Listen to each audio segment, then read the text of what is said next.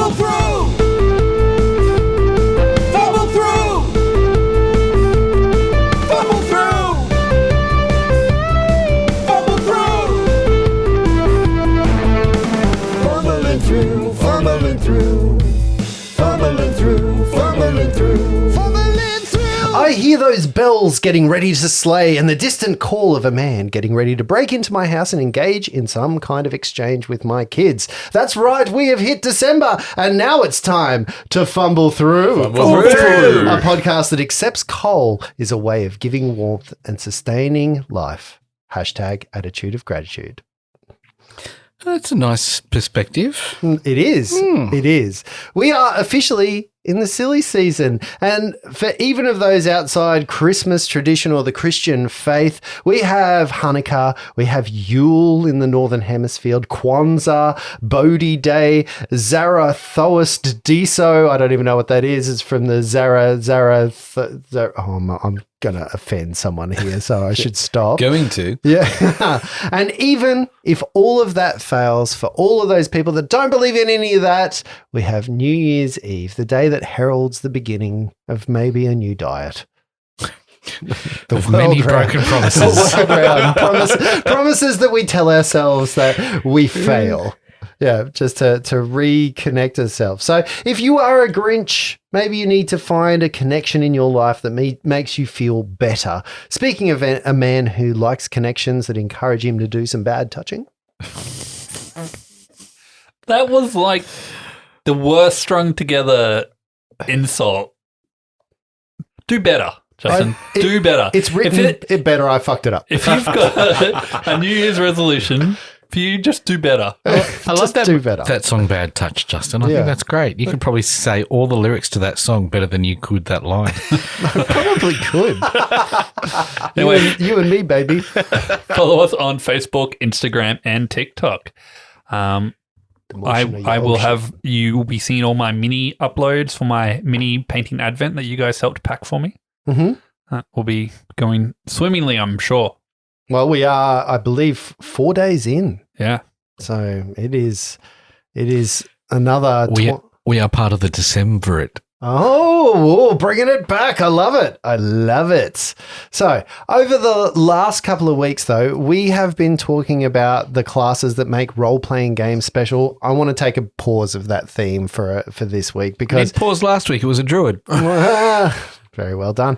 This week, though, I want to know, and I know we've discussed this ad nauseum, but I do love this season. It is actually something that I look forward to every year. Maybe it's because that's when we get the big holiday break. Maybe it's because that's the time of year that my children are forced to be happy and spend time with me, even if they don't want to. But right now, I ask you guys, what are you doing this season? How do you prepare for it? And what are you looking forward to most in this general season, especially this year? Put it in a context for 2023, this season. What are the things that you love every year, but what are the things this year that might make it special? But what are the things you're prepping? Like, are you like a Clark Griswold who spends 3 hours putting Christmas lights up, that kind of stuff? Like, I watched a meme the other day of like, this is why my husband hates Christmas lights, and he was just bringing box after box after box of Christmas decorations and stuff. Maybe what's changed in your years? Go.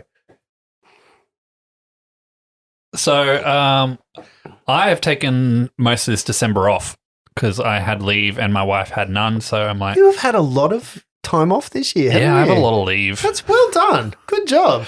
So Rachel has no leave because she started a new job. So I'm just like, I'm going to take December off and then work will stop bugging me to spend my leave. And nice. I'm going to try and do a lot of, well, as well as painting my mini and all that kind of stuff. Mm-hmm. I thought I might try and think of Fumble Through as a full-time job for December. Okay. And I'm going to try and do some like video game streaming occasionally and stuff like that. So okay. Very nice. A lot more content creation, see how that goes. Okay. If I get the shits with it, I probably will just stop. Yep. You know? Well, we're going to try. Yeah, we're going to do better. Yeah. That's the theme. Yeah. We're going to do better. Maybe we can try and Fumble find through. Let's Do Christmas better. fire some random games or something. I don't know. That sounds cool. Yeah. What do you look forward to in this time of year? Food. I don't know. There's something about it. I honestly couldn't put my hand on it. I've recently this has only happened since I started doing streaming services. I love Hallmark movies. Mm-hmm. They are so cheesy, but there's just something about them. Yep. They encapsulate the vibe, Yeah. don't they? Yeah, they really do. They're just stupid, but I Yeah. just love them. Yep. Yep. What about you, Luke? Oh, well, this year's going to be a bit of a different one. Mm-hmm. In that it's the first time in 6 years that we've managed to go, well, we'll be managing to go back to the UK, going back to the motherland. What does that bring with? Does that bring with it some traditions that you haven't been able to do in Australia? What does that mean for you? Like having never been over there for Christmas? Well, we have. Me. Oh, sorry. Okay. So, well, it's interesting because since COVID landed, we haven't been back to the UK in 6 years. That's a long time. It is a long time. And I would say that I've just about got to the point where I've acclimatized to the Australian Christmas in that, it's roasting hot. Mm-hmm. It's all about prawns and mangoes in Queensland. Yeah. So that idea of that smell of mangoes is very much entrenched now, whereas it's none of those things in the UK Yep. because it is all about rugging up, central heating, full roast Christmas, sounds pigs amazing. in blankets, It sounds crackling. amazing. Yep.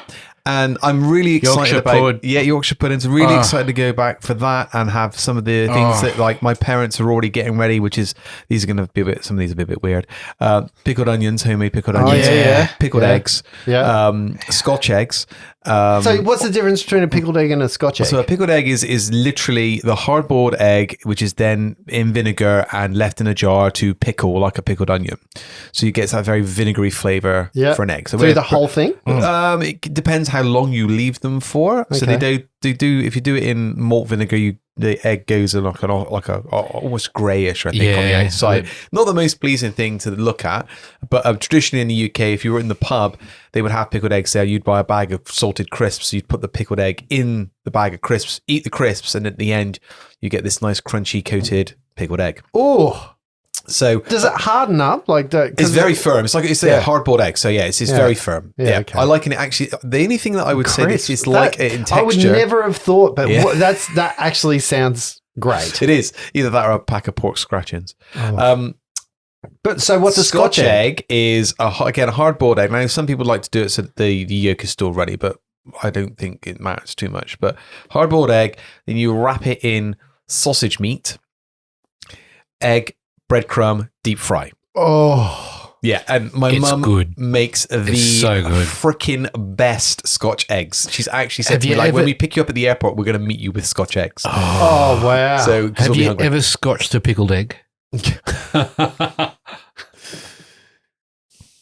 I'm serious. Yeah, Like, would that that's good. work? Why wouldn't it? Do you think the egg might lose its? I don't know. Would I eat a pickled egg with a glass of Scotch? Maybe. no, yes, I'm sure you would. I've never had Scotch eggs, and I've been over there a few times, but they do sound They're great. amazing. Yeah, They're that fantastic. sounds- So, like, it's in- like in- breakfast. that Like it's sounds like it deep is- fried ice cream. So, Good. and there's many variations. The savoury egg that you get in Tesco is like that, but the egg in the middle has actually been blended and mayonnaise added to it. So it's like like an egg mayonnaise sandwich, like that in the centre of the sausage meat instead. Oh, But less. I'm not a big fan of that. But no, so you want can the texture of a normal egg. In like the texture in the middle is absolutely. important. And I like it when you get a bit of chili flakes or fresh chili diced into the sausage meat as you're making it, so you get a little bit. Or of in kick the to it as crumb. well. Or in the crumb. like Yeah. talk to me. Like you just squeeze a sausage. So think of it like a cookie batter tube. Like you pipe them out and they cook in the oven and you get cookies. It's basically sausage meat in a tube like that without the skin. You could actually even buy sausages, take the skins off and do exactly the same thing. Yeah. It's that minced, like pureed almost Lindsay would be good at pork. that. Squeezing the sausage. Oh yeah, I'm well practiced. But yeah, so there's that, and just like being able to go to a like my old pubs that I used to go to that are like 500-year-old buildings, stone Snow? walls, open. Is the open snow fires. something that you're The like, snow I'm into is this? never anything you can guarantee. The last time we went back 6 years ago, we had a good 3 days worth of solid snowfall, built snowmen with the kids. It was amazing, and then it just disappeared. Okay. So it all depends. Yeah. So super, super massive Christmas, and obviously William's first Christmas since his birth. Yep. So he'll be able to appreciate it. Sorry, just his first Christmas since his birth. Since he was 20 days old. He was barely aware of it. So this will be a big deal. When we get to meet family members we've not met, so nephews that we've not even met. Oh, so you're going to have the big family Christmas as well. It's going to be it's going to go off this time. And like I said, we're going to get to visit and hang out with friends that we haven't seen. It's going to go off like a frog in a sock. You're going to have that Christmas table that's made up of all the tables in the house. Different heights. Going through the lounge. Yeah, that's great. That's excellent. Yeah. What about you, Brett? I've got a different paradigm this year. So there's a couple of things happen for us. Normally we'd go away between Christmas and New Year and do a holiday at a beach somewhere.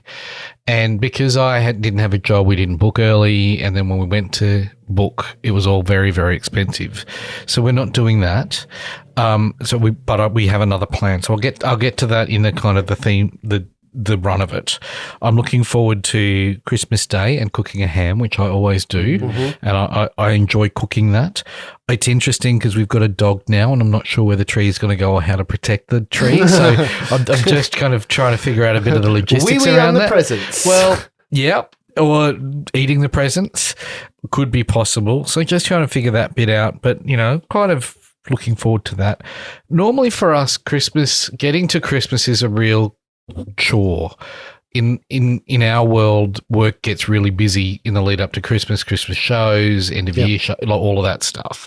So you kind of, if you can get the couple of days off before Christmas off, that's lucky. But you normally land at Christmas absolutely shattered from the year in a really hard run, and you've done all of that kind of the Christmas shopping and trying to figure that stuff out and the food shopping and all of that stuff. So you hit Christmas Day and you're absolutely knackered, let alone putting a trampoline up in the middle of the night.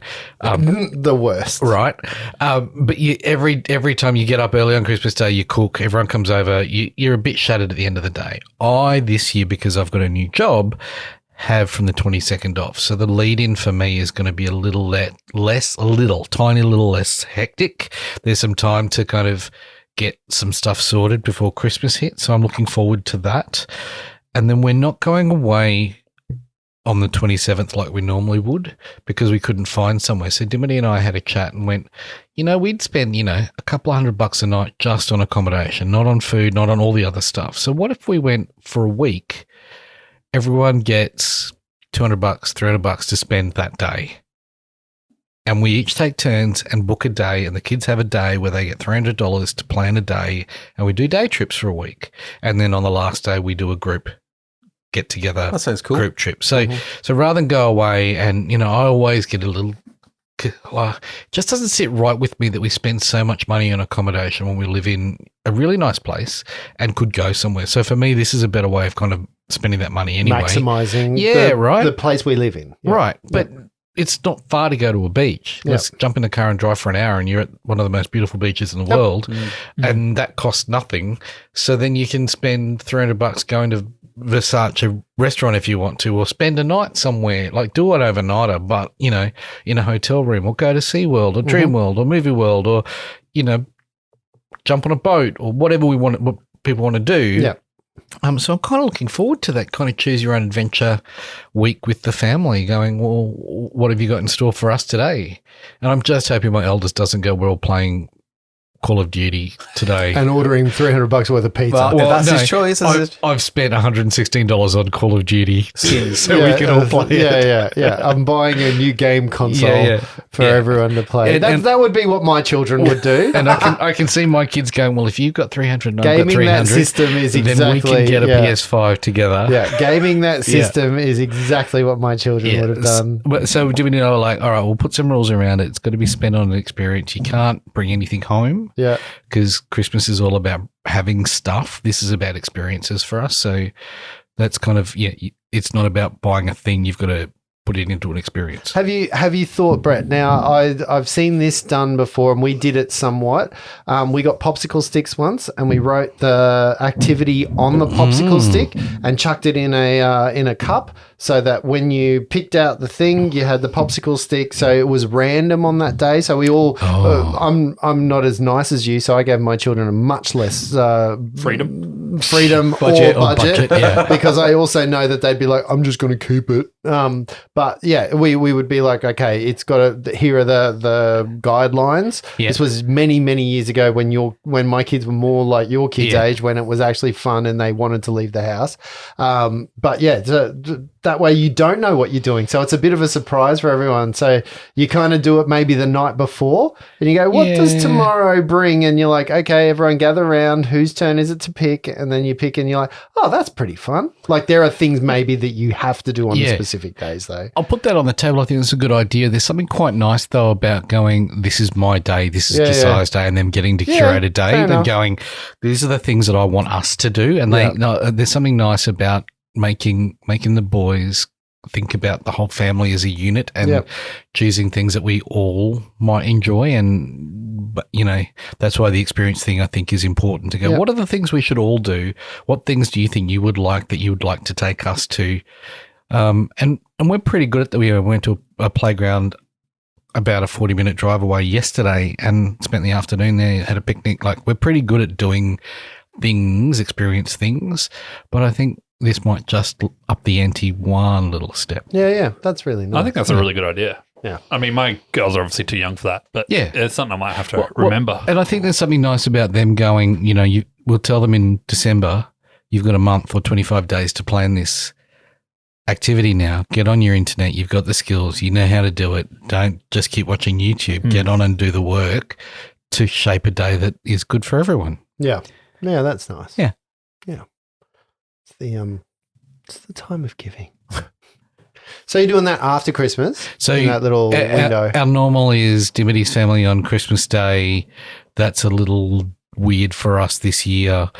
Jussie's place on Boxing Day, which we love. It's a big family get together, and then normally on the 27th we'd go away and come back on like the 2nd. So in that week, and then I think Dimity's going to get back to work pretty quick, and I've got another week off, which I'm looking forward to that as well. And I might buy Baldur's Gate. Oh, nice. Good job. Nice. You won't be disappointed. Baldur's Gating through that period of time. Yeah, that's really cool. Yeah. Christmas is fun for me. Like we've started a tradition in our family where we have Christmas at my house on Boxing Day, and that's kind of taken the sting out of Christmas for me a little bit. In that Christmas, you know, my boys are older, so some of the magic has disappeared from the Christmas Eve and the surprise and yes, of course, it's beautiful. The Christmas Eve we get together and we always maybe go to Tracy's parents for that night, or they come over. Tracy's dad's birthday is Christmas Day. So that is an interesting, the poor guy always gets forgotten, and we have to remember to tell the kids, say happy birthday to grandpa, make sure that all that stuff's happening. But over the last couple of years, it really has been our family unit by itself on Christmas Day. So spending time in the pool, making sure that we're just hanging around. Like, you know, the idea of that was make the space so that we give the kids the thing that they wanted for Christmas, and then they get the time to do it and the time to just be together, so that we're not on the road, because it's always hectic when you have to pack up and go somewhere and then go somewhere else and go somewhere else. It sometimes can be just exhausting, especially if you've been up all night building things for presents and stuff like that. So having the time just to be at home is really nice. But then also the big thing that we have is now everybody comes to our house on Boxing Day, and that's just been great. Like, you know, setting that up, having an idea for that. It's almost like I wait on Christmas Day for Boxing Day to happen, because I'm like, oh no, I'm waiting. I'm not going to eat as much. I'm not going to do as much, because that's really the day that I really get into the swing of things and want to, you know, get my party on as well and stuff. But then Tracy's birthday's on the 30th. So, you know, we don't do a New Year's celebration really either, because her birthday's the day before New Year's Eve, and nobody ever wants to party on New Year's Eve, the day before New Year's Eve. It's just called the 30th. You tool back. Yeah, but no, everybody's like, no, we're poised for a big thing. So usually like New Year's is sometimes low key, but you know, we kind of don't do a lot. We're pretty homebodied people anyway. So it's just nice just to hang around. And I think this year's going to be different with a kid out of school and a car and all of that stuff is going to change because that happened this year. So watching the freedom of that and watching that evolve to a point of will we be a family unit this year for a lot of it, or will we be a fractured family unit for parts of it as well? But I'm think I'll enjoy any of that to what it's there. Last question. What do you want for Christmas, boys? What's the thing you want for Christmas? Brett said he wants Baldur's Gate 3. No, I've got money from my birthday for Baldur's Gate 3. No, you said you wanted Baldur's Gate 3. I think I'll play it. What do you want for Christmas? What's the Christmas joy this year? What do you want? Another 3D printer? I got enough of them now. I wouldn't mind some sort of aircon cooling system for my room. Yeah, I bought a portable air conditioner. That's what I'm thinking about doing. It is the loudest thing on earth. It's like having a jet engine next to you. Like, I don't like playing with earphones on. I have to play with earphones on because it is so, but it's literally 1.5 meters away from me and cold frosted air flies. It's so good. That's what I'm thinking I need. Yeah. We should get together because that's what I'm thinking I need for down here. Yeah. And I can pipe in through the louver up there, put the aircon in that room. So I'm looking for not a split system, a reverse cycle that I can pump air out the garage door and pump the cold air in this way. A wall unit in the window, Brett. I can't install anything. Yeah, that's true. Yeah. What do you want for Christmas, Lee? I'm aiming for a leather jacket. Okay. Oh. Yeah. Well, it's actually a big ticket item purchase since we sold our house in the UK, but I'm also having to use some Christmas money to go towards it because it's a bit pricey. Okay. Nice. Nice. What do you actually want, Brett? No, aircon. What about what's in my price range so that I know what to buy for Christmas? Negative. Seriously though, this room gets really hot down here and I love spending my time down here, but it's really hard at summer. Yeah. What? It's just hot everywhere, though. It is hot everywhere. And if you don't have aircon, we have one aircon in my house. It's horrible. I'm not. It's the one thing that we're missing down here to make this space nice. Yeah. All year round useful, right? Yeah. The other thing I would look for is a small PA that I'm looking at, so that if we ever want to go on the road and do shows, we'd have a little speaker system. I got a little PA at home. You and I should talk. Okay, I'll put one. Is that together. what you call your wife? Yeah, my personal assistant. What about you, Justin? What are you getting? I want. So last year I got my guitar serviced for the first time in like a decade, which was really nice. And this year I've got an idea. I've got two things in my mind. I've been saving up for a guitar, a new guitar, which I've had my eye on, but I don't think I'm going to get there this year. But I think what I've started the process is there are some Ninja Turtle action figures from the movie. Oh, from the animated one? No, from the old 90s movies. Really? And they are great figures. And I've wanted them for a long time. They've been out for a while, but they're just so expensive. They are priced out. And how much are they? They're like $60, $70 each. So when you get all four of them, so I have begun the process. So I've already ordered one of them. I'm hearing what you're putting down, Justin. Just make sure publicly you know who's getting which figure for you. And what I have done, Brett, is because this will be to Justin from Santa kind of present, because I already know there's a box arrived the other day. So to Tracy from Santa has already been sorted. Gotcha. Tracy and I have a deal in our house because that we just go, we'll buy our own thing. I will give it to you to gift back to me at Christmas and we will be happy.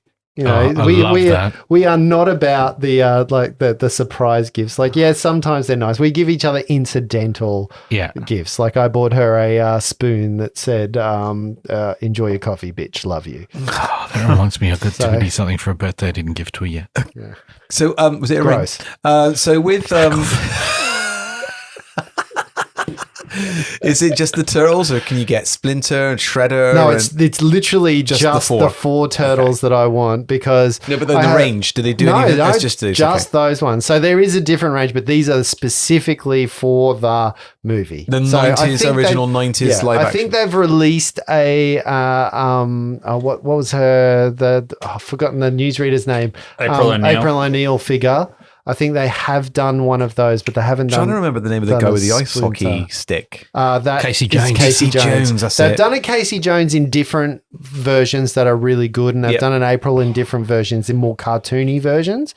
But these look really cool. Like you could put them in a. I'm looking forward to playing and messing around with those guys. Anyway, well that. Welcome. I love Christmas. that you still want toys for Christmas. Every Who doesn't, right? Every year I give myself. Last year I gave myself a Mandalorian figure. It was great. And I love sitting there and playing with it. I have a nice picture of Mandalorian in front of the Christmas tree, and I blurred out the Christmas tree so it looks like it's stars in the background. The way you said that made it sound like a sex thing. What? Last year I gave myself a Mandalorian figure. Gross. That's a long time that we just talked about Christmas. I'm glad. I'm sad that we'll miss you at Christmas, Luke, but I'm glad that you get to go home and we get to see all the pictures. This and is all the that. gift for Dimity. I'm pretty sad as well. What is it? It says, I love you more. The end. I win. That's great.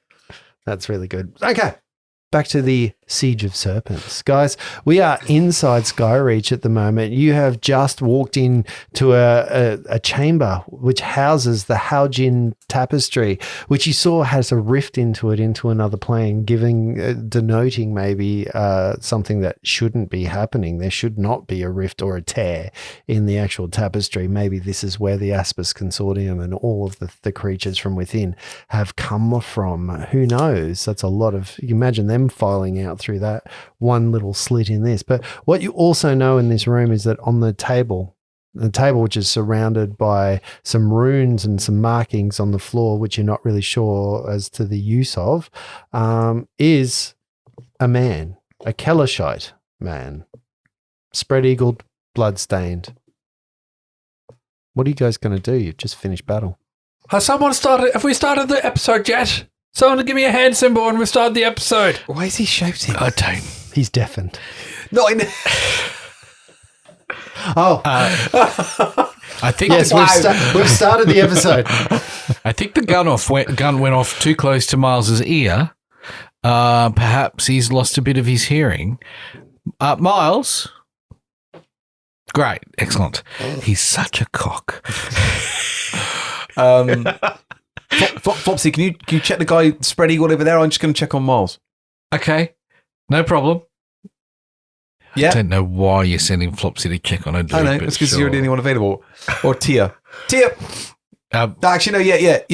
Tia, go check on the body. Flopsy, go check the owl's body, see if there's anything on there that we can use. Right, yes. Can I go over to Miles and do a heal check? Mm-hmm. Oh, fuck, Reggie, don't sneak up on me like that. You made me jump a mile. I can see you at the corner of my eye. I saw you poised to do that. Well, whatever you did great because I rolled a natural 20 on my heal check. Nice. So yeah. I'm not sure if it'll do anything right now. You kind of look at him and you kind of 26. You were some minor kind of healing maneuvering, and you managed to fix the problem that he has with his ear. Well, not even magically. No, you don't need to. You Seriously? just need to do a bit of old style wet willing, some oil down the that kind of stuff. But yeah, there's some unguents and salves that you have upon your person that fix it immediately. Oh, thank you, Reggie. That's much better. That was Yeah, ringing I like think I'm going deaf now. ringing like tinnitus in my ear. It was really loud. Welcome to my life. You are the Holy One. Good job. Moving over to Tia. Tia, you move to this spread-eagled body of a man, and you can see that the body has been opened up. They've desecrated this as much as you can see. They have taken great lengths to make the body a message, especially for those that are moving outside of the tapestry. You think that as people walk past, this is a real message for this. You're looking at it and you believe this fits the description of Aram Zay, one of the heads of the wizards. This is the man that knew all about the tapestry. Yeah, you can see that they've whatever he's had upon his person has been removed to the point where you can see, like, you know, anything that he would have been like rings, those kinds of things. He has nothing useful. Even his skin has been taken from him. So we don't think Rebuke Death is going to work here. Even as you're looking, Flopsy, I guess there is an aura of magic that you can, like, you go near it, I guess, you know, like an electrical field. It just sends the back of your hairs or Tia's hairs on the back of her hair. They're both walking forward together. One's going to the other, one's going to... Her hairs. Interesting. She's bald. The hairs on the backs of her hairs stand on end. That's how powerful it is. I hate when you make fun of me. One day it's going to really get to me, and like talking bad going to happen. It's like a permanent Tesla inside a Faraday cage. Yeah. Yeah. So, yes, so Flopsy, you also recognize there's an aura of magic about his person. Tia's just going to walk up and pour a potion down his mouth. Mm-hmm. It's a cure mod. Yep.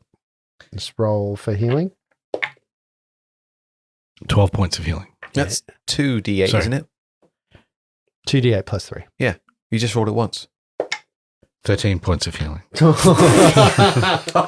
Wow, good rolling there. I'm glad I said something. The potion fills up his mouth and just dribbles out of his cheeks. And even as you kind of manipulate his gullet, it flows down. There is no response. There is nothing. Do not think he is savable. Yeah. Flopsy, you can do a bit of a spellcraft check for me. It's not bad. It's not bad. That is a 25. You recognize the lingering aura of necromancy around his person. They have used necromantic magic around him to do something. Can I use a spellcraft check to know how to undo that? No, it's just like it's happened to him. It's anymore. a linger. They have used him for some foul rites, this man. Is he? So he's spread eagled, pinned to the table. Yep. Reggie's going to start unfastening and do the. Tia's laying him to rest. Yeah, if there's any carvings on his body, she's just going to try and kind of even it out, remove any bad marks and stuff. Yep. He certainly didn't die peacefully.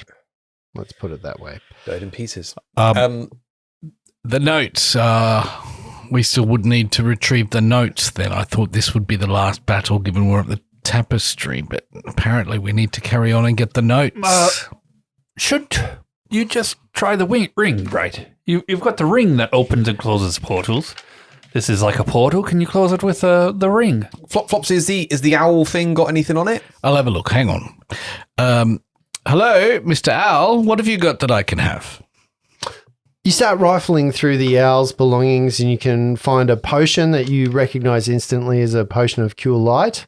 You can find some studded leather armor that is it's a supple leather, very soft, very nice, that you think may be made of something a little more exotic. There's a masterwork quarterstaff, which is very nice, but it has the symbol of Asmodeus upon it. A spell component pouch, so any spell components that either anyone needs can be refilled from that, and another wooden holy symbol with the 5-pointed red star of Asmodeus upon it. Flopsy breaks that in half, the holy symbol. No one wants this foul stick, right? Get rid of it. You'll throw it through the portal. Mm-hmm. Ow. And take the rest. Mm-hmm. Putting it on Tia's back. Okay. Yeah. What else are you doing?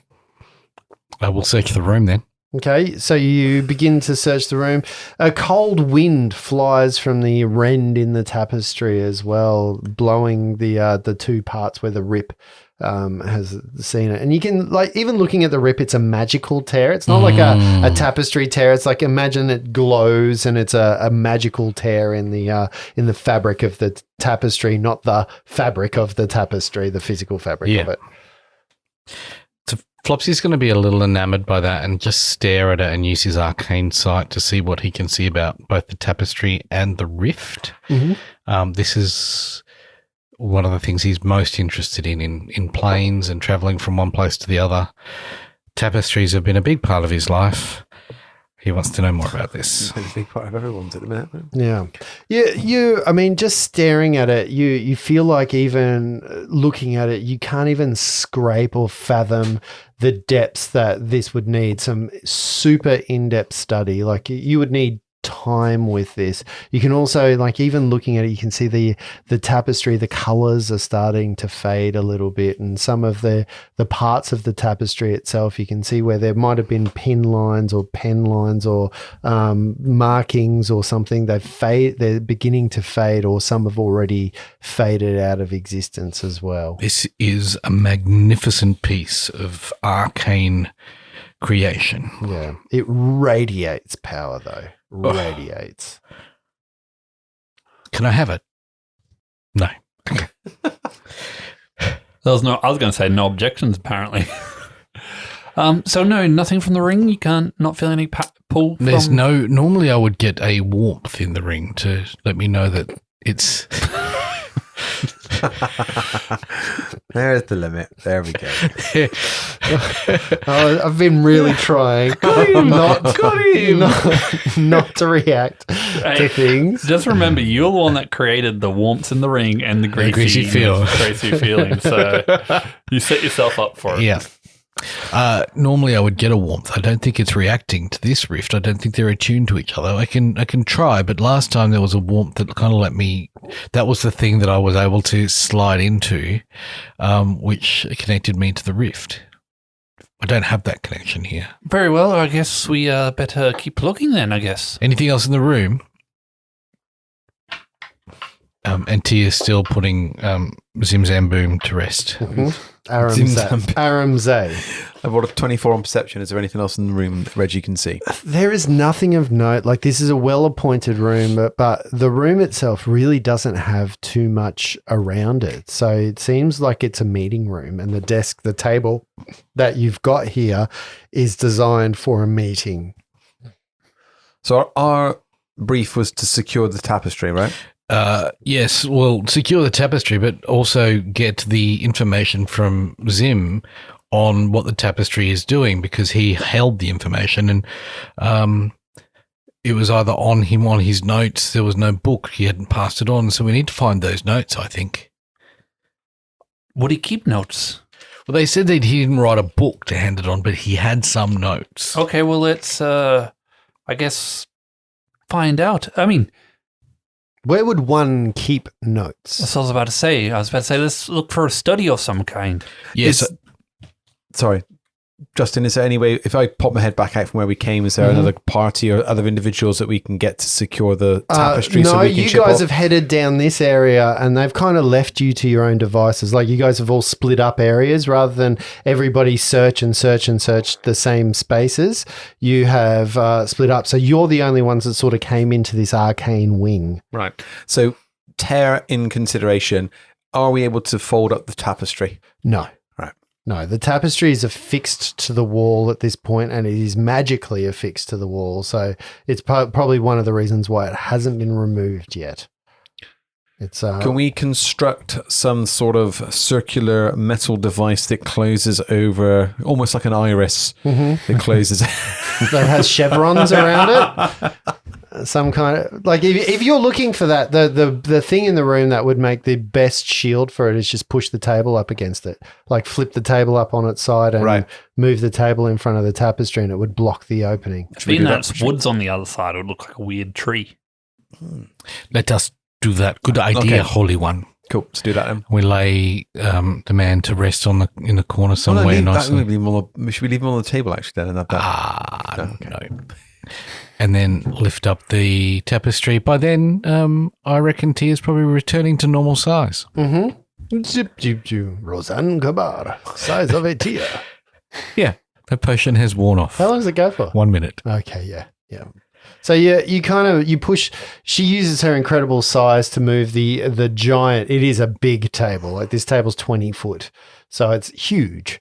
Her strength will be 22 at that point. Yeah, so she flips it up, moves it into position, bolsters it up with chairs and little plinths and stuff that are decorations around the room, and you secure the tapestry so that you think maybe it'll block the portal from somebody coming through, or at least give them a hard time. They could probably still chop through it, but you've got something there. Yeah. This should last an hour or so. Okay. Right then, let's go find these notes. Where do you reckon? His study. Let's do it. Yeah. So you move out into his office. So you know that's probably his office that's been ransacked. That's just out the door. You literally heard a bit of commotion. You saw the blood trail that came into this room as you're going. So you move out into his study or his office, and you start doing a search. Is that what we're? Yeah, let's do that. Let's do it. No. Okay, 15 for Reg. Ham-fisted. 10. 10 for Miles. 24 for Flopsy and Okay. 13 for Tia. Astutely, as you would expect, Flopsy's moved straight to the desk because Flopsy loves notes. And he books. would have started moving through notes, desk drawers, opening stuff. There are things you can't open. They're just magically sealed that you can't get through and stuff. But what you can get through, you get like a kind of, like an itinerary. And you can learn a lot about somebody by what meetings they have, what they've got. His journal. Yeah, well, it's not a journal, but it's like his diary. His planner. His work planner. Yeah, his work planner. So, on this date, I met with this person. Interestingly, he's a page to a day. This time kind of stuff. It's a big A4 sheet with a month on it. And, one of those big with the squares, A4 sheet. with the squares on it, and he's written little notes. But over the last couple of days, you can see a couple of notes there around the HJT. And you can see HJT, restricted library, and then something like access with a question mark after that, and then the word keys needed. Anybody know what HJT might mean? Hoijin Tapestry. Haojin Tapestry? Oh, very well done. Well done, Miles. Well putting that together. Why would we need to go? He needs to go to the restricted area of the library to discover what the Haojin Tapestry is, and he needs the keys. Let's find the librarian. With the candlestick in the study. I mean, that makes sense, right? It does. It really does. It really does. So what's your course of action? Looking for the keys, right? Library. We need to get to the restricted area of the library to find out about the HJT. And let's find the librarian. In your walks through here, you did notice that there were certainly some receptacles of books, but there was... So you're going to say some receptacles of keys, like a bowl. Keys, yeah. A key bowl. This is all part of the convocation. You pick one key and you leave with that person in their cart. It is an O-week thing. Yeah. But you would have passed the stairs that go up into the library. Let's go. Let's head upstairs. You start. Let's do it. You start moving through the area. It's a little far away, and again, you go through this area that's littered with papers and with things that are going out, some smoke coming out, just spilling very calmly out of doors. Things that don't really need your immediate attention right now because you're on bigger, better things. But this place is certainly going to require some cleaning up at the end of it. Here and there's some blood stains and some dead bodies and that kind of stuff.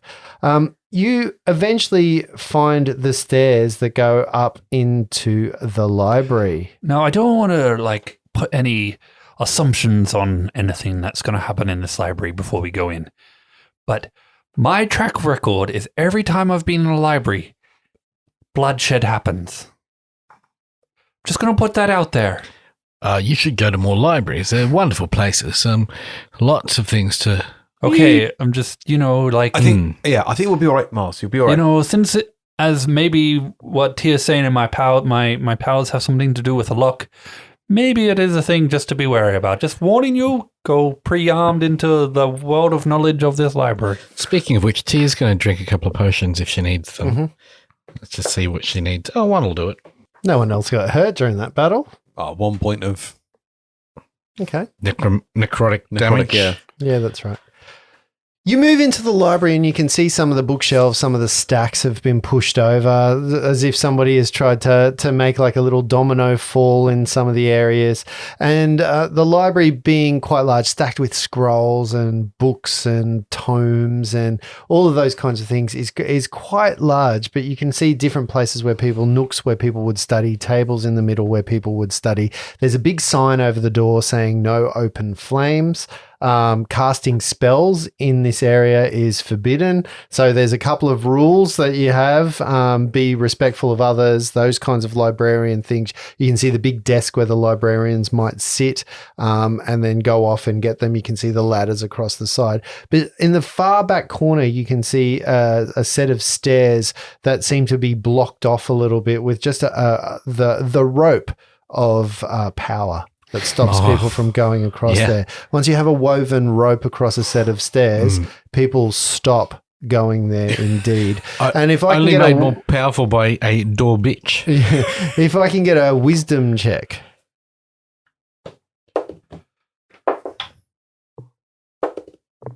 Just straight wisdom? Yep. Do you have to? Can't be any worse. You don't have to, no. You want to bet? Yep. 4.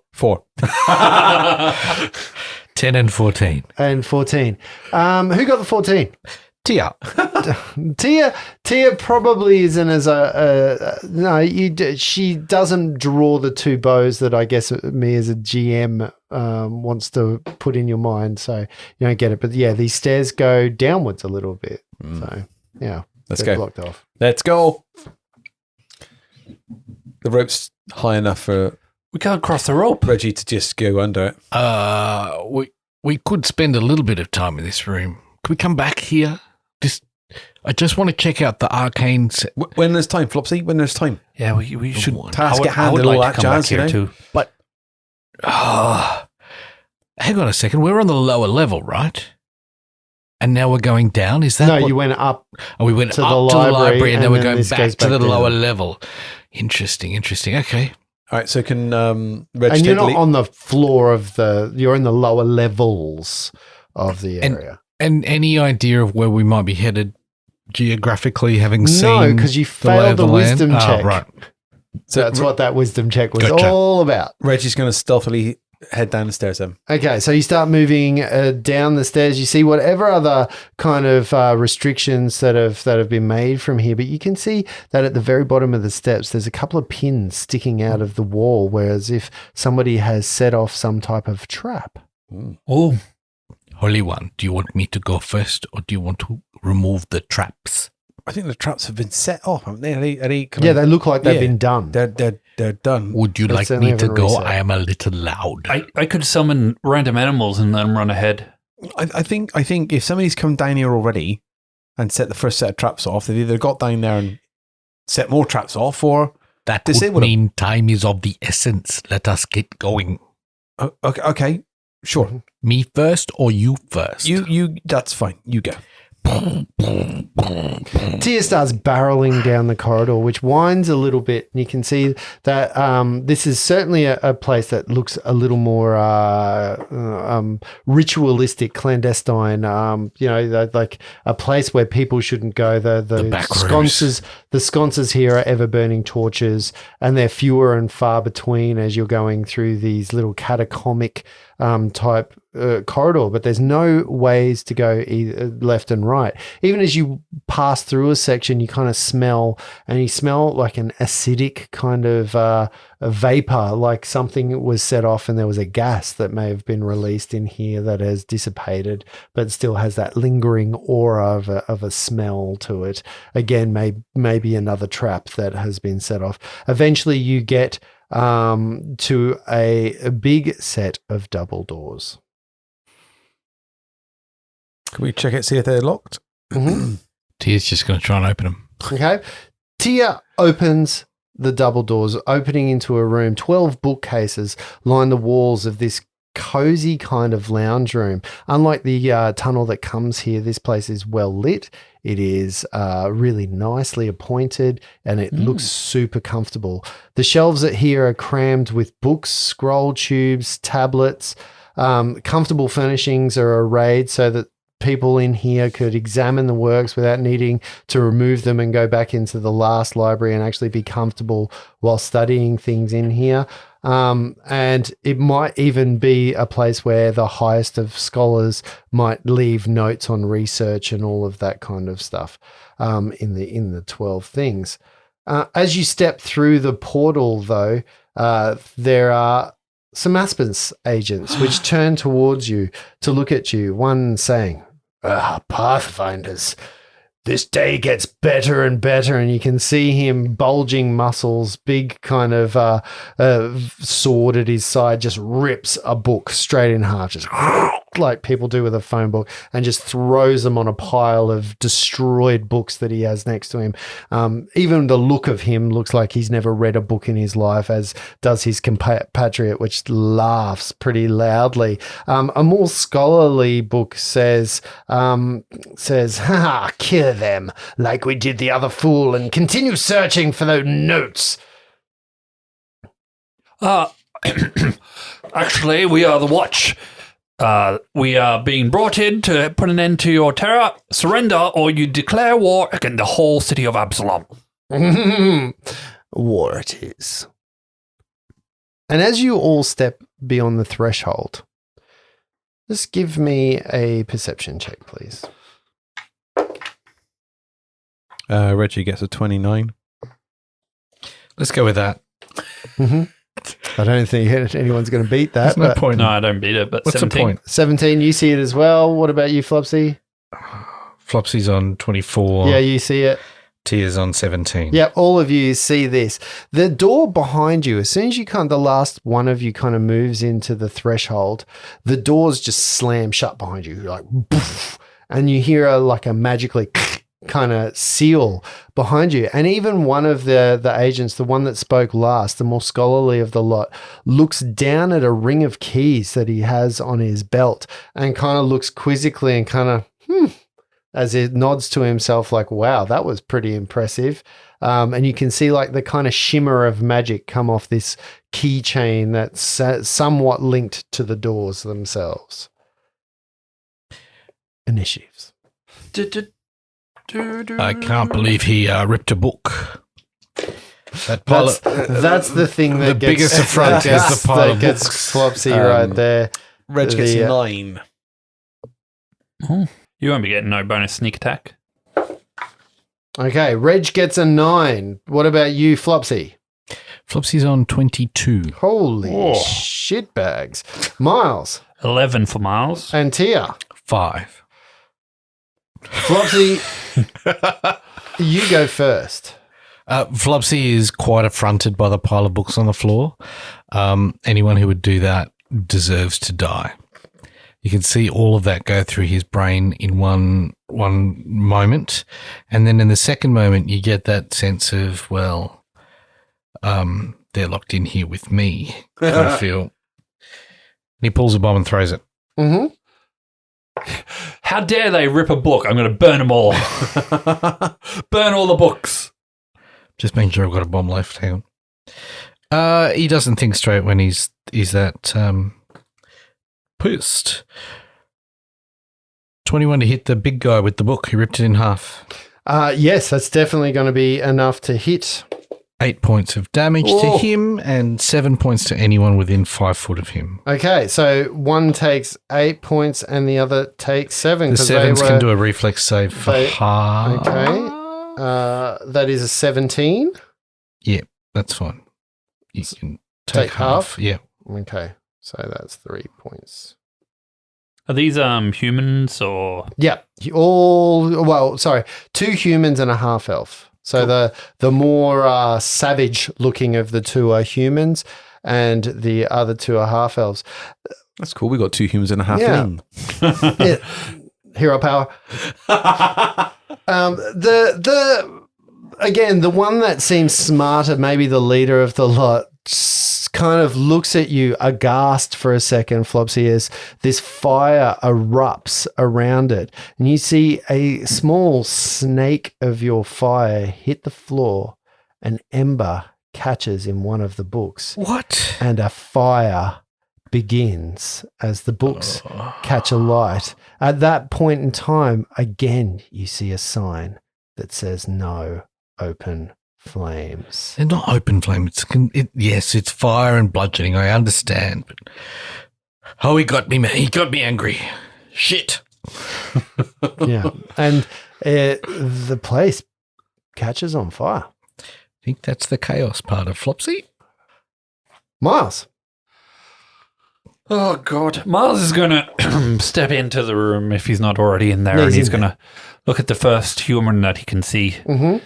He's going to be like, misfortune be upon you. And he is successfully misfortuned. Mwahaha! That was his cackle. Okay. And then he say that every time. I don't know.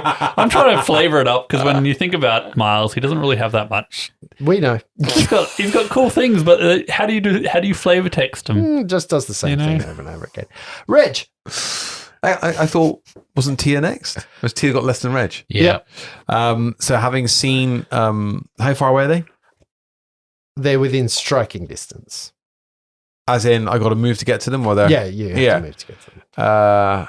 So each of them, the two humans are together, and the other one is a little bit on the other side, sort of having been alone, like apart from. Okay, them. so Reg is going to run in and try and trip the guy that's been misfortuned. I can't flurry. That's a full round attack, isn't it? You tell us. No, you can't flurry. Yeah. So I'm tripping on a 24. 24, there is no way that person is not going to be tripped on a 24. So he goes straight down with that. Okay, and as he goes down, I hit him with the 20. Does that hit? Yep. With the vicious stomp, stamping on his face as he goes down for a max damage. 5 points of damage. Oh, lovely. Wow, what is going on with you with this max damage and not doing 3 points? I know, right? I'm disappointed. It's ever since I did that 18. It's like got the taste now. You got the taste for being effective, which is very good. It's very hard to seem effective with Tia right there. Yeah.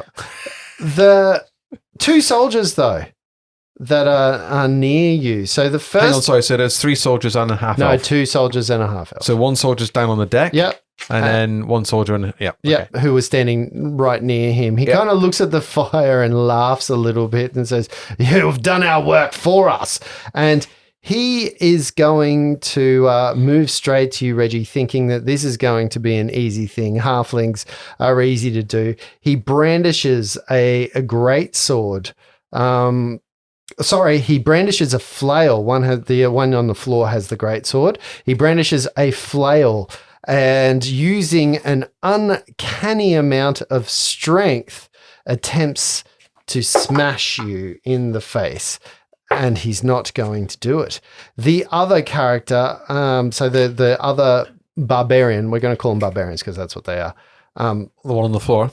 Yeah. You see rage again starts to take hold upon him, and he is going to just attempt to stand up. Does an 18? Yep, and he drops back on the floor. Oh, and then we'll get another one of those. Oh, natty 19. Yeah. So that's going to hit him, right? Yep. I'll get. What have I got to get? A 20. Okay. Here we go for the Reggie 3. 3 points. Okay. Stay down, bitch. With his last movement, he takes his greatsword and he just attempts to swing at you on the floor, trying to just cut the legs out from under you.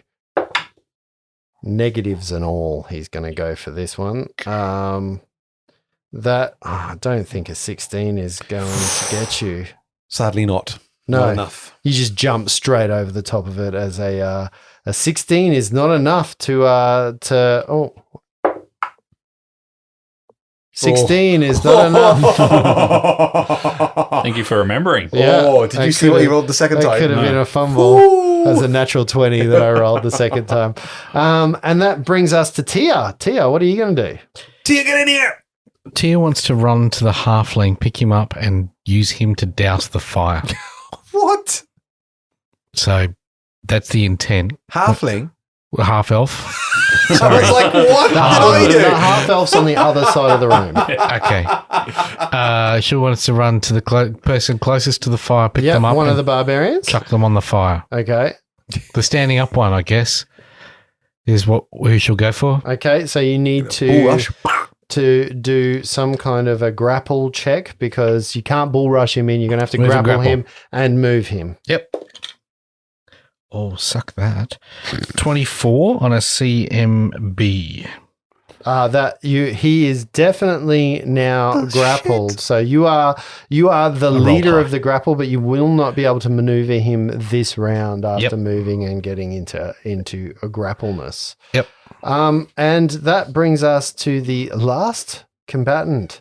And it is at this point that you see him pull out a wand.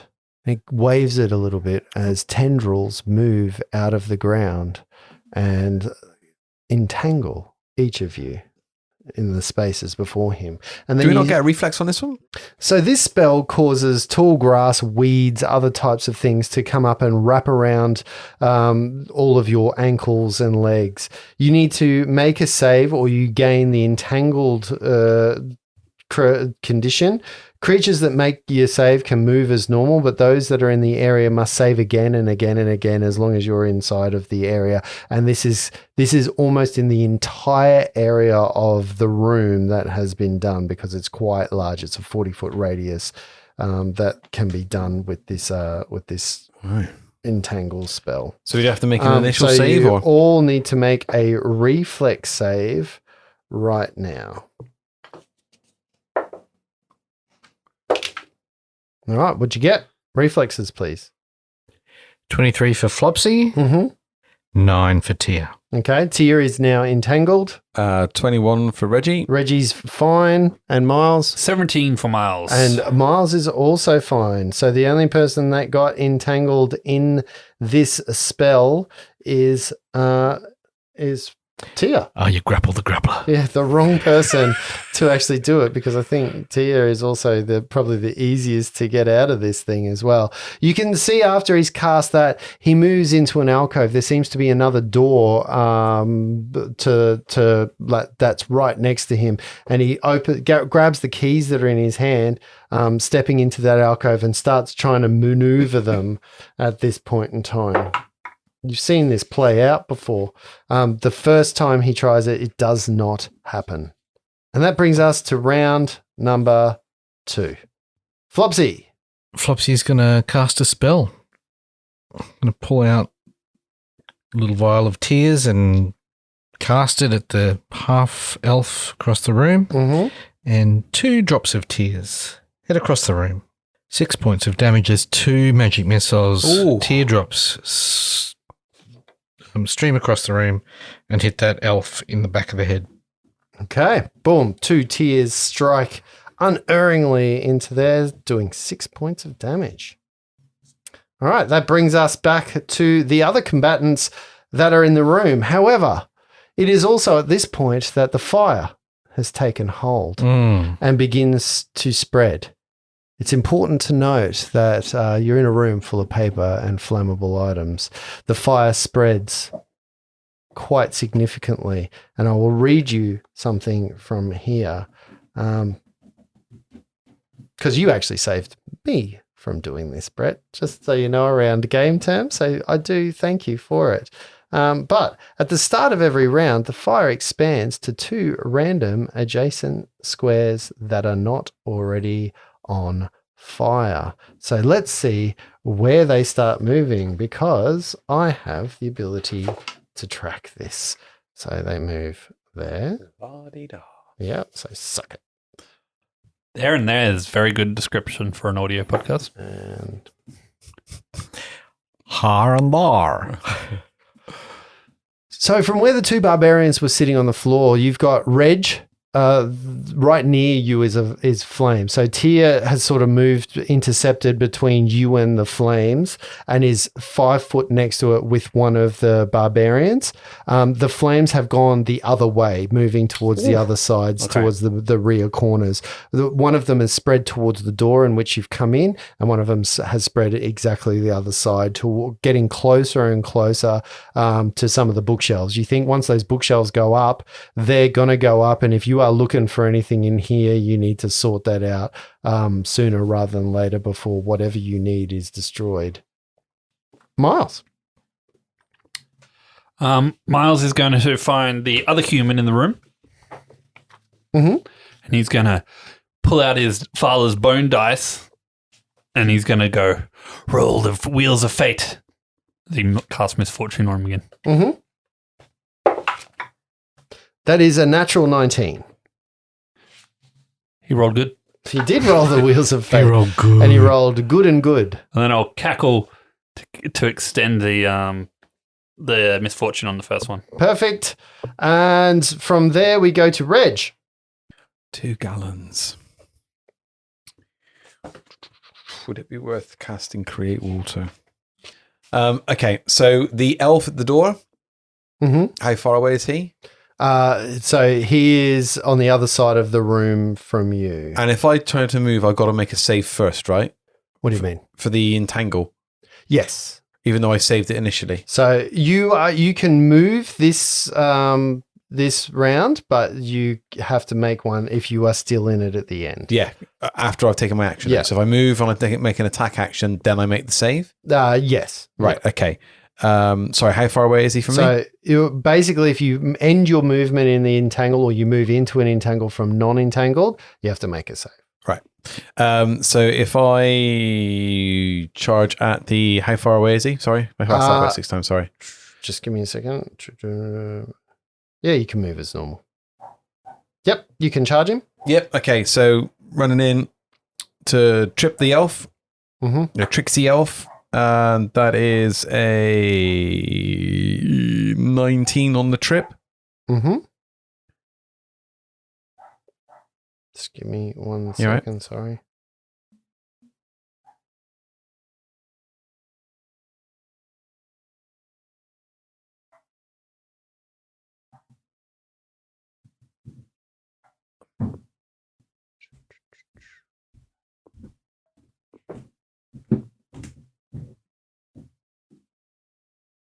No. There. Yes, he falls to the floor. Okay, and as he falls down, 24 to hit. That's going to pass through his extensive magical armor. Okay, so as he's passing down, going past me, I raise my leg for an axe kick straight down onto his face for 4 points of damage. Yowza. All right. I've had it with these guys. Yeah. At which point, the mercenary, which you moved away from, Reg. Oh, he should have got an attack of opportunity as you moved away. Yeah, the one on the floor can still hit you. Oh, okay. He still gets an attack of opportunity against you, even though he's misfortuned. I don't believe that that's going to hit you on a 16. No. But it's his go. And he stands up in the place that he is. I guess I better make a save for him. Yes, they're fine. With disadvantage. So, thank you. He stands up, but in reach of Tia, right? Cannot. Yeah, he's right next to Tia. So Tia would get an attack. No, because she's grappling. So when you are grappling, you are not afforded an attack of opportunity. So because she's in mid grapple. Okay. Yep. She's there. So he is still held fast in the place, but he can stand up without having to move. So even as entangled, his movement is reduced and that kind of stuff. He pulls back his sword and he attempts just to slice at Tia. I don't think that's going to hit. No, that's even worse. 10 is going to miss. The barbarian that is in there, I have to double check this. The barbarian that's against Tia is just going to rage up continue getting angrier and attempt to break free of the grapple that Tia is in. Actually, he's going to...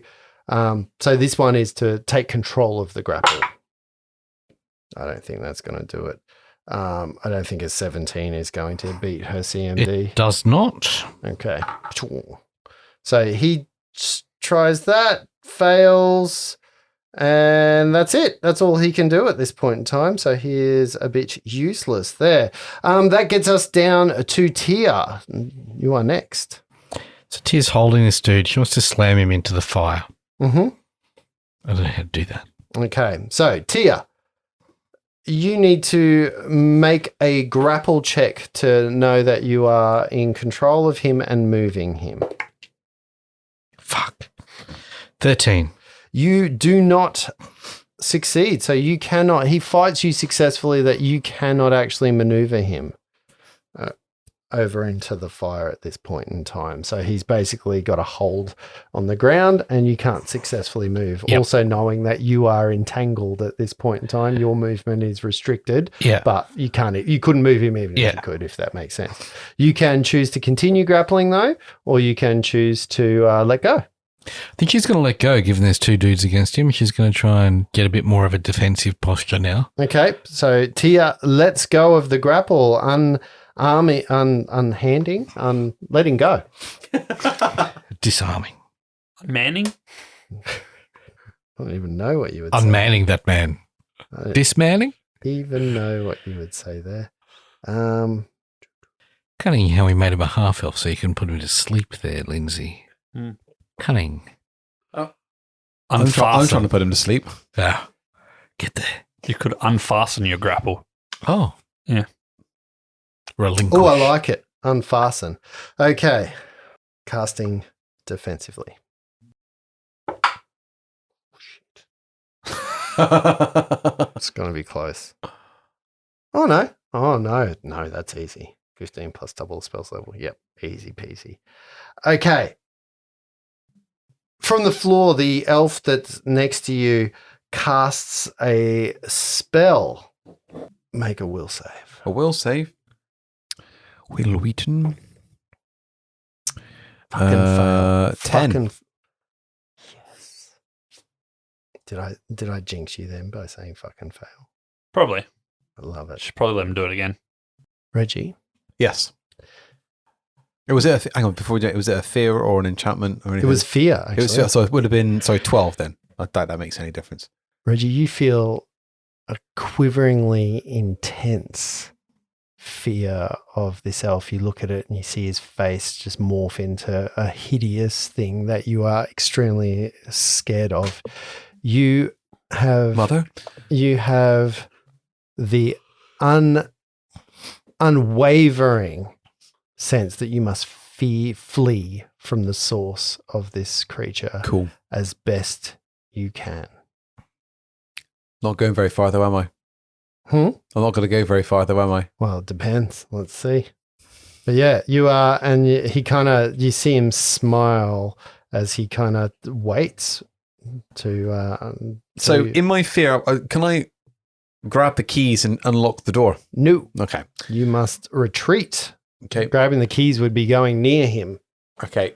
So going to the locked door. Does my awareness of the fact that it's locked affect what I do? Yeah, you would have to move away. Yep. Okay. Okay. And that gives us to round number 2. Flopsy, it is your go first and foremost. So just describe to me where this half-elf is. What's the kind of sitch over there? So he is on, essentially, if you think of the room where Flopsy is stopped in the doorway is in the middle of a door.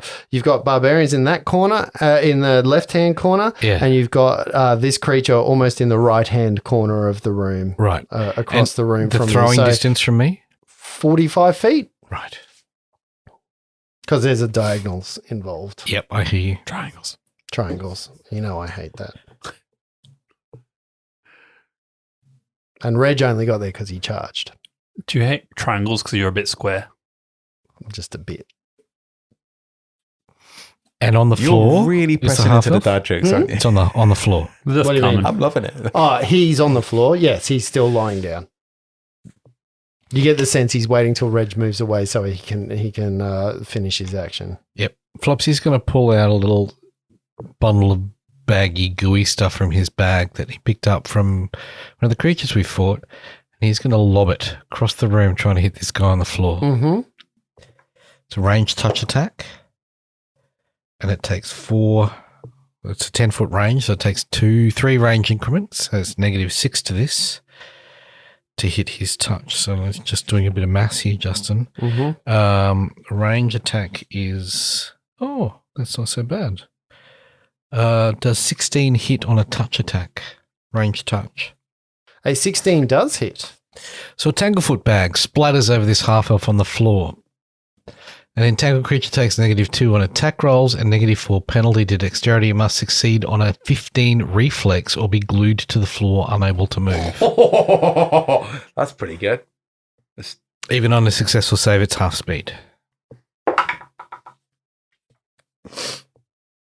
He's glued to the floor. Put the fire out! He had an excellent chance of not being glued to the floor.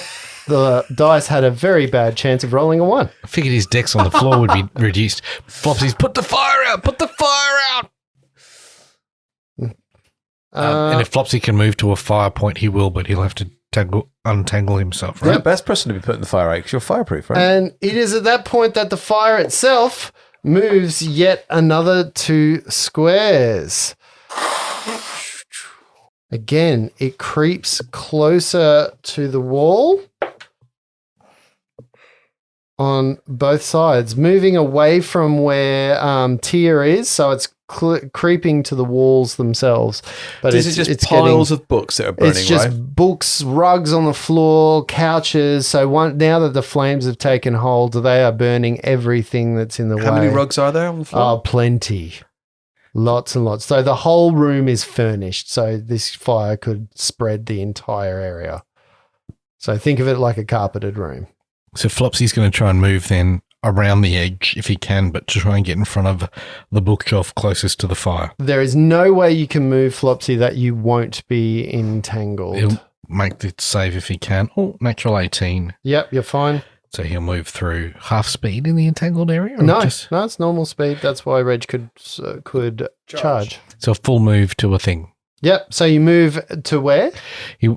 The fire seems to be moving towards bookshelves. He wants to get in between the fire and a bookshelf. Yep. You still have an action left. No, he threw a bag. Oh, yes. Yes. Yep. Cool. So you move on to the opposite side of the room away from the creature or the sorcerer. Yeah. That brings us down to Miles. Miles, what are you going to be doing? Miles is going to throw a slumber hex at the one that passed its misfortune. Okay. It's when it was grappled. Yep. Oh, where the fuck did that go? It's gone forever. You're welcome. Misfortune for real life. Real life misfortune. That really was. Oh, there it is. Oh, okay. For those listening from home, Justin just threw his dice across the room. No! Touched it. And jinxed my fucking dice. He falls. Wait. They may have something here. I don't think it's going to be enough if it's bolster what I think it is. Quarter elf barbarians He just falls for the use of sleep. immediately to sleep. So you are grappling. Tia is now grappling a sleeping. No, she let him go. She went Oh, defensive. that's right. He falls asleep. And I cackle to extend the misfortune on the one that it passed on the first one. Sure. So one entangled, one asleep, one glued. And one misfortuned. Okay.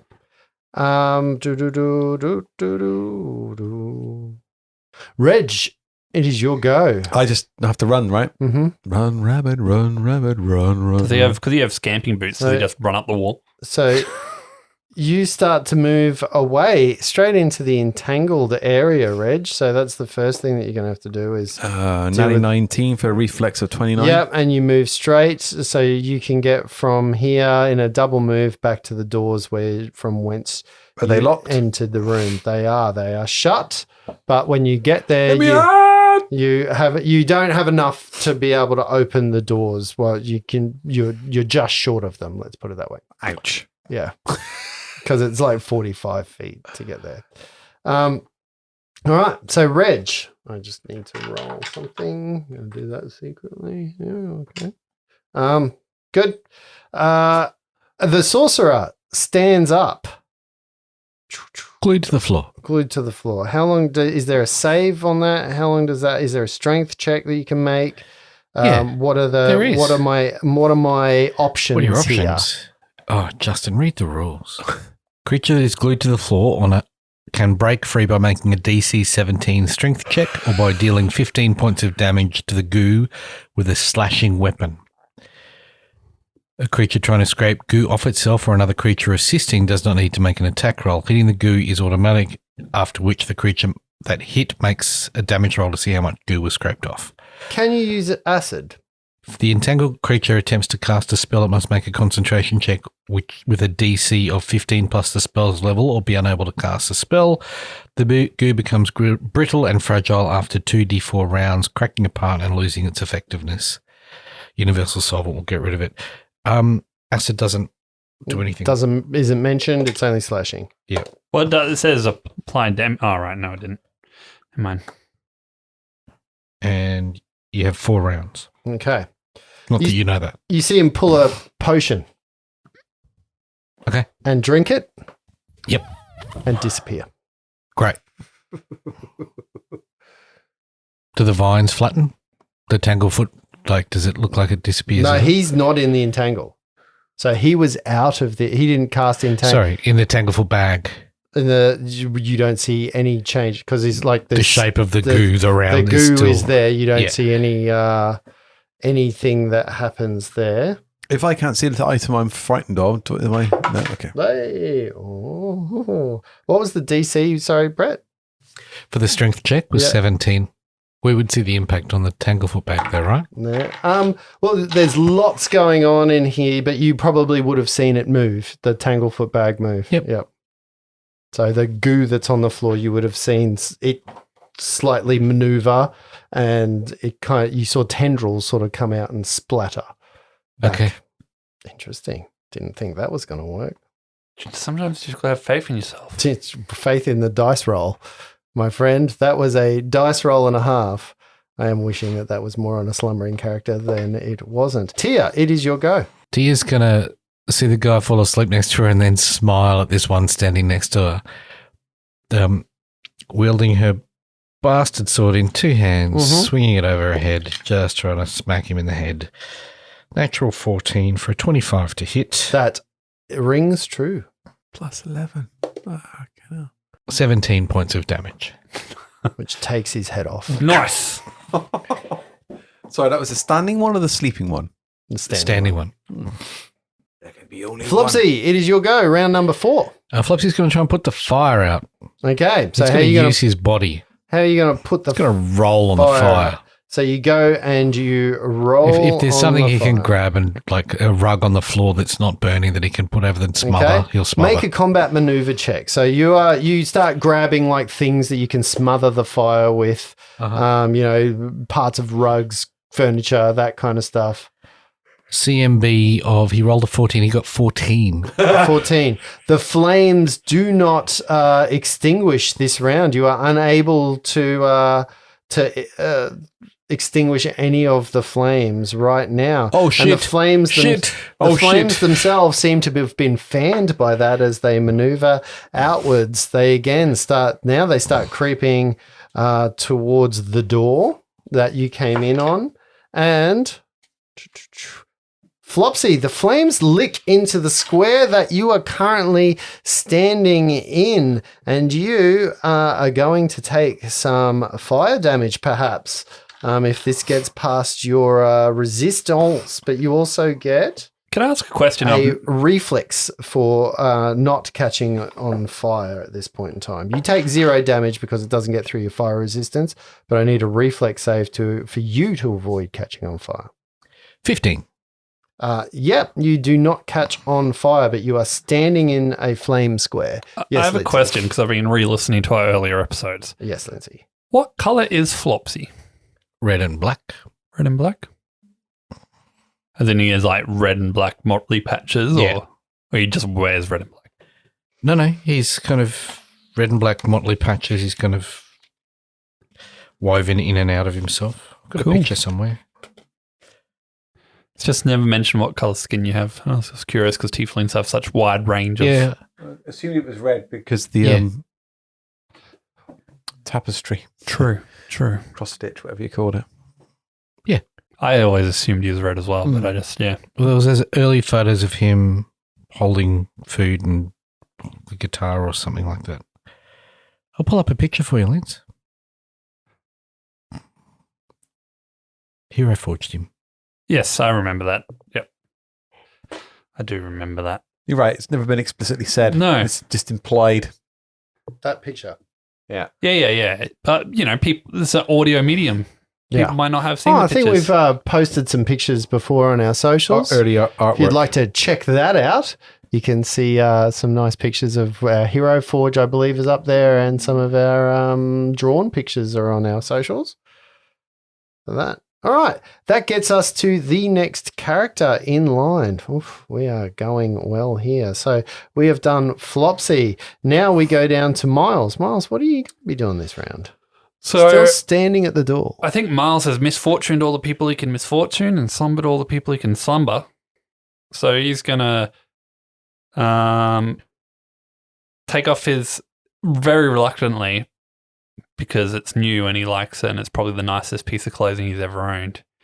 He's going to take off his nice fancy jacket, throw it in the fire. And he's going to start trying to use it to beat out the flames.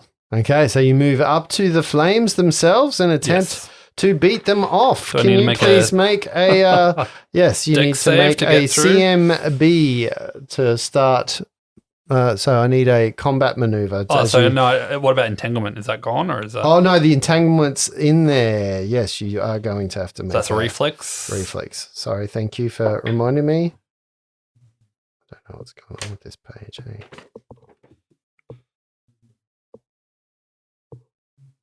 18 on the reflex. That's enough to move without any issues at all. A CMB, you said? Yes, a CMB to kind of douse the flames. 17 on the CMB. And you managed to put out a square of fire, Lindsay. Awesome. Oh, no, my poor jacket. You'll pay, Aspen Consortium. And that will get us now down to Reginald. Reg, you are still frightened. Let me have a look and see if that condition stays or if you get more frightened. You may get another save. I don't think you do.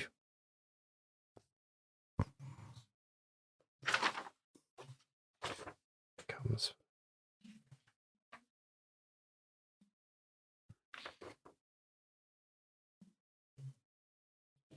No, you do not get another save. You are now frightened for the duration of that spell, which I know and you do not.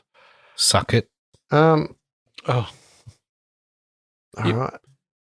Oh, that's rough. Can he be beneficial while he's running away? Like put out the fire that he runs towards? No, he has to flee with all his might. So, Reg, you're going to try and get out the door, I guess. What was the DC on that? Just out of curiosity. On the cause fear, about 3 points above what you told me. Okay, because I was supposed to put my halfling luck on there as well, so it should have technically been a 13. And then another 2 for frightened, 15. Or you said 13 at one point. 10, no, I said and 10, then I added 2, and then I'm adding 1, so it's 13 okay. max. No, you still wouldn't have made it. Okay, so I'm trying to open the door. Yeah. What am I rolling? Well, you attempting. Yep. You move up to the door. You find that the door itself is locked and locked shut. Do you start looking for a mechanism? Sure. Okay, make a spot roll perception check for me, please. Oh dear, no, 13 on that. 13. In your panic, you start just bashing on the door, looking around. Frantically moving around, going, "Someone over this fucking door!" You see no mechanisms that unlock, no buttons, no door handles, no anything that'll get you out of here, which causes you to be even more frantic, one would say. That brings us to the mercenaries. So there is one mercenary left who is asleep at Tia's feet. And then there is another character. Well, just looking at the conditional save modifiers I got, +2 versus fear, +2 versus enchantment spells and effects. They don't stack, do they?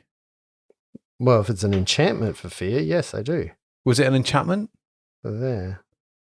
It's too late now, right? I know. For future, because in the actual bit that's talking about fearless, halflings receive a +2 racial bonus on saving throws against fear. This stacks with the bonus granted for halfling luck. It is mind affecting. Well, it's a fear effect, so. I'm not sure whether that's the same. What are the two things? It just says +2 versus fear, which is the that definitely fearless. works. But then I get a +2 versus enchantment and spell effects. That must be from something else. No, it's not an enchanting spell. Okay. It's not from that. It's a necromancy spell. And now I've lost where I am. So you start looking at the door, the mercenary, that happens. Nothing that you see is going on right now. People moving down to the last couple of characters in here, which is Tia. Tia's going to put a sword through a sleeping dude. Yep. Do your, you get an coup de grace. Yep. It'll Automatic start critical. at 30. Yeah, you basically plunge the sword straight through his heart. He is dead, dead, dead as the flames begin to lick around the room. The flames start heading towards the middle of the room. And, this is it. Now they're starting to head downwards. So there are quite a few flames in the room right now, and they expand. Makes no sense that they only move 2 squares around, because I would think every flame square moves 2 squares because they should all expand, but it doesn't, because that's apparently not how this works. We'd all be dead if that were the case. All be dead. All right, that gets us to round number 5. What are you doing there, Flopsy? Flopsy's going to think to himself, and maybe he may need to make shit, sorry. Tia, the flames move into your square, actually. Do they? Yes. So Tia gets covered. Sorry, I forgot where Tia was standing, and when I was like, yeah. So Tia is now currently in a flame square. Takes 6 points of fire damage. Just reflex on that? Let me have a look. Reflex to avoid catching on fire. You still take the damage, though. 6 points of damage. Yeah. And a 20. Yeah, you avoid catching on fire. It's sort of jumping out of the way, but you're going to have to move on your round. Otherwise, you are going to be consumed and have more damage upon you. Sorry, Flopsy. What are you doing? Flopsy's thinking to himself about Ray of Frost, and he wonders, and if he needs to make a spellcraft check, Jussie, let me do so. Mm-hmm. If a Ray of Frost will stop the fire from spreading in a square that he shoots it at. You don't think so, because a ray is a very small point. Yep. It's not an area effect. You think maybe gallons of water would work, or just beating the flames down, like tamping them out, is your 2 best bets in here, unless you've got something of an area effect. Like a cone of cold might do the trick, or some kind of rain spell, or any of those kind of things. All right. Are you doing anything else for? Well, he was going to. No, he'll start putting out stuff. He'll bang onto it, dousing the fire. Yep. CMB. Yes. 15. 15. You douse one of the flames out. And can you move to move to the next one? Yeah, you can make 2 CMBs this round if you like. Can I? Yeah. Oh, that doesn't do shit. Natural 3 for a 3. Yeah, no, you kind of pivot into another flame that's near you, because you kind of, there's a wall of flames a little bit in front of you at the moment. Flopsy catch on fire? To the center. No, none of them move into your square. Okay. So, did you move out? He didn't move at all. Oh, so you doused the square you were in, because he doesn't care about himself. He cares about the bookshelf. So if it's going towards the bookshelf, he'll do that. But how you took damage last time? The fire moved on you. It moved on me. Yeah, you've now doused that square out, but not the one next to it. Okay. Flopsy, that brings us down to Miles. What are you going to do? Again, just move to the next square and start beating on that flame. Okay, make that CMB check, please. Reflex still? No, you CMB first to see if you put it out, and then because you engage in, it's a reflex. Ooh. That's only 11. An 11. No, you do not put the flames out, but you being that you're standing next to it and you're not in the flames. No, I meant. Okay, cool. From the entangle. Were you entangled last time? No. No. Yes, you do need to make that, but if you're only moving 5 foot, that doesn't matter. Oh, cool. I think it only restricts your movement to half, even if you are entangled. All right, and that gets us back to the next character. So we are going down to Reg. Smacking the door. Okay, are you going to try and make another perception check, or are you just going to? No, I'm just going to shoulder barge it now. Yep, make a strength check. Oh no. 18. Not enough, Reg. So Reg starts banging upon the door, but nothing else seems to happen for the remainder of the round. Tia. Reminds me of Inigo Montoya waiting for Physic to open the door in that wonderful, wonderful movie, The Princess Bride. I wish I knew what that was. Tia's going to start putting out the flames, starting with her and then moving out from her. Yep. As opposed to Flopsy, she's got a +9 on her CMB. Mm-hmm. 11. No, you do not fan out those flames. Your flames remain intact around you. Do you want to spend another round doing it? Miles, Yep. Sorry, I should have given you another round to do the flames next to you as well. 17. Yeah, definitely. Go out. 20. Yeah, your flames eventually go out with those two. From the south of the room, just out of the corner of your eyes, even though it's sort of around the corner and you're all clumped near where the barbarians were, you see the door at the southern end open. Oh, bugger, I think you got through the door. Reggie, what are you doing? Wrong door. Reginald, let me out. And we go back to the top. Flopsy. Flopsy's going to keep putting out the fire. A 15. Yeah. And a 1. Okay, so one of the fires doused, but then the fire moves again, and 2 flames begin. Actually, that goes the other way. They start moving towards Tia again, but not onto Tia's square. Okay. All right. So just so you know what I'm doing with the fire, I'm rolling a D8. That gives me a direction of where the fire is going to go, and I'm moving the central point every time. And if there's already something in that direction, I just move it one more square in that space. Okay. So that's how I'm working out how the fire is maneuvering. For those people playing at home. Miles, what are you going to do? Move the next square. Beat the fire. Nope. And again? 16. Yep, you managed to get the fire moving towards Flopsy. So there are now only 5 squares that are currently on fire. I'm on fire. Reg, you try the door one last time. Or one more time. Oh no! Right, so critical fail.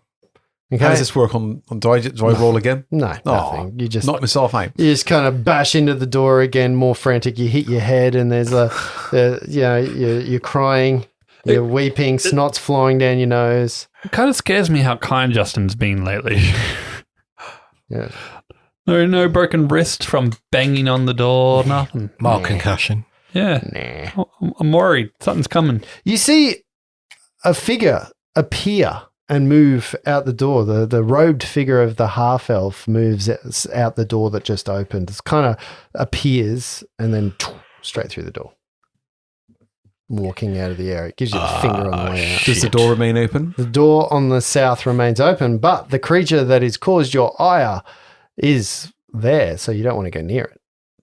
The thing you're most afraid of is beyond that door. Oh, so he's not gone through and off then. He's actually Well, out he the door. moves out of sight around Okay. out that door. So you don't see him at that point in time. That gets us to Tia. She's going to douse. Yep. 20 something. Yep, that's 1 flame out. 20 something. And the original flame also moves out. There are 3 squares on fires, but the fire is now split in twain. There are 2 points of fire that go on. And at that point, it's Flopsy's go. Flopsy's going to run for the door that half-elf went through. Okay, just make a entanglement check. Is it reflex? I believe it is. 12. You are entangled, Flopsy. Cool. Is that So half you can only half move. He'll use double moves to get there, but he'll want to get to the door if he can. 30-footer. And you would have to go through your own Tanglefoot bag. It's been 4 rounds. Crumbles. Oh, it's gone. Yep. So you move to the door. You see beyond it, there's another corridor. Oh, sorry. Beyond that door, you see the office that you first saw the blood trail come out of. This goes all the way down, you think, into Aram's office. There was a secret door which a bookshelf has opened on the other side of this. That allows him into this chamber. What? Shit. Yeah, but no sign of the cloaked figure at all. All right. And at that point, so that's Flopsy going. After Flopsy, we have Miles. Miles seeing Flopsy head towards that door. It's going to go off for giving him his backup. And he's going to... Oh, sorry. Before that happens, though, 2 more flames come out. No. Put out the fire! Put out the fire! The fire once again joins itself and maneuvers and extends. So now, once again, there are 5 squares of fire. So there's no clear path anymore? What do you mean clear? You can definitely move away from the fire without incident. I'll put out the fire.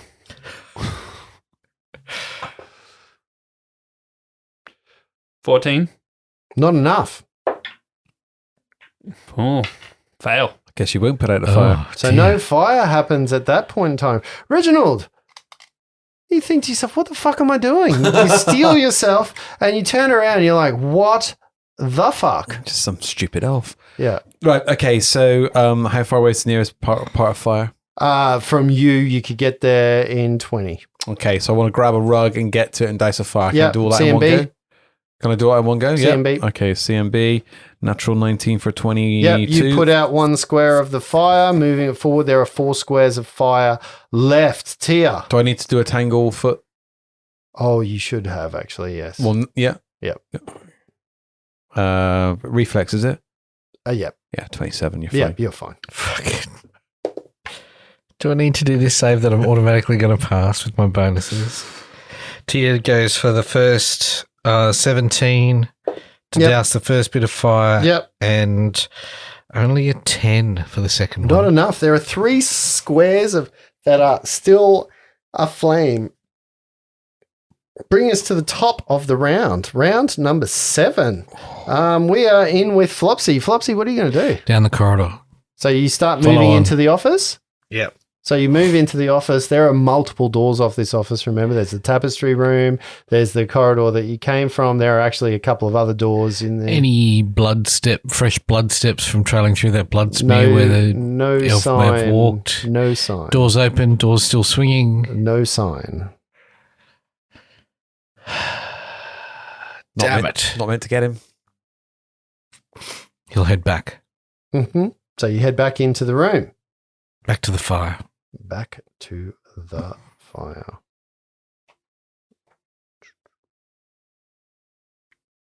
Oh, fuck me. It goes for forever. I was just seeing how long the entangle lasts for. It goes for forever. Lucky it doesn't entangle the flames. So Flopsy, the flames now move again. Let's see. There are 2 squares that are going to catch on fire.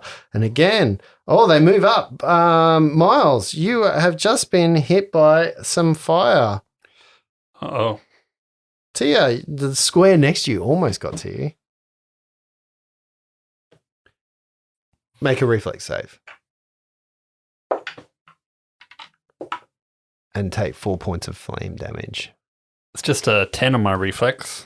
Okay, you are now also on fire. And you know what, guys? Because I'm a happy guy, your coat is on fire now. It's burning. You just said I've been too nice to you. So that's what I'm going to do. Miles, it's your go. You got a couple of things that you can do. If you want to stop yourself from burning, you can stop, drop, and roll. He's not wearing the coat. Or you can continue to douse the flames around you. Isn't the place I'm standing on fire? Yeah. So I need to move. Yeah. I'm going to try and move and then stop, drop, and roll. Yep. Is that you can definitely need to move. Even if you fail, you can move at half and stop, drop, and roll. Yeah, I'll do that. Okay, so you stop, drop, and roll. Give me a reflex save, please. See if you put yourself out. 18 on the dice. Yep, you are now no longer on fire and will not take any further damage from that. Reginald, what are you doing? Okay, so I'm going to move to the nearest thing. Flames? Yeah, how far away is it? Right near you. Right, so I don't need to move then. I can just roll the CMD. That is a 21. That puts out one of the blocks of fire. Do I get another go on that? Yep. Natural 1. Natural 1. You do not put out the fire that actually caused the person who's rolling on the floor next to you some damage. Tia. 15 on the first hit. Yep, definitely puts out the fire next to her. And shit. Only 12 on the second. Does not. There are still 3 points that are aflame in this room. You guys are getting it, but not getting it very far. This is going on forever. Put the fire out. Round number 8. Flopsy, your go. Put the fire out. Flopsy will run up and try and put the fire out. Okay. It's going to take you 2 moves to get there, Flopsy. Cool. Even with you passing. Yeah. So you got to make your reflex to see because it's even longer than that if you have to. That reflex was 14, so no. No, so you don't even get to the flames this round. Miles, what are you doing? Move to the fire, put it out. Mm-hmm. 16 on the die. Okay, you put another square of the fire out. Sorry, I forgot to put 2 more fires. None of you catch out on fire, but there are 4 more left that are in here. Tia and Reg, do you just want to do your goes putting out the fire? Let's see if you get 2 and 2. Tia gets 2. Gets 2, so Tia gets 2. Reg, come on, get 2 more. Just 1.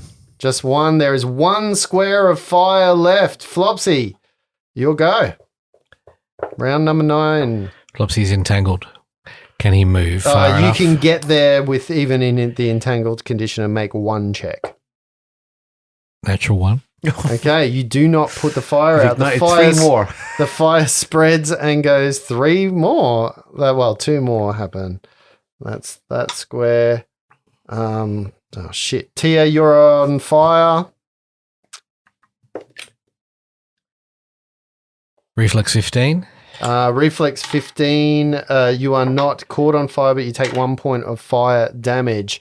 Flopsy did not put it out. Miles, can you get 2 done? 16 on the first roll. Yep, that's one of them. 19 on the second. And you put the square out with Tia. There is 1 more flame left. If you can do this, Reginald, you put the 21.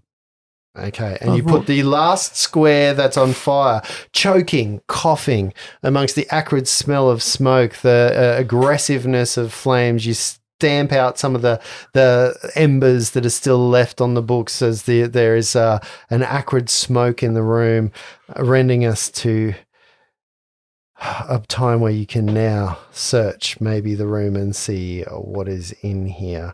All of you just make a perception check for me. Flopsy's got a similar look to the one that Reginald had after the banquet room with the fireball.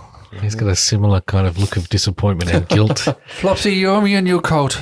I think I've made a terrible mistake. Robbie was rolling for perception.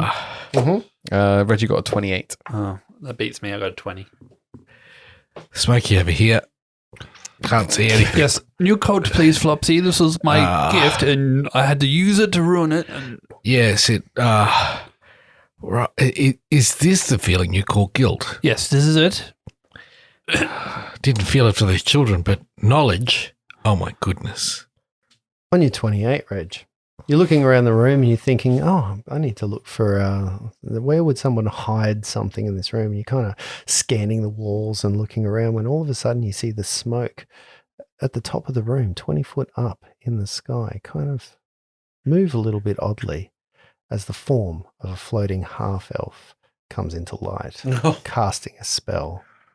and we're going to find out what is being cast. He's still in the room. What? Man. Next week. It's going to be a fireball. He's still in the Fireball. Yeah. That's a nice Summon degree a of symmetry flame elemental. God, those flames went forever.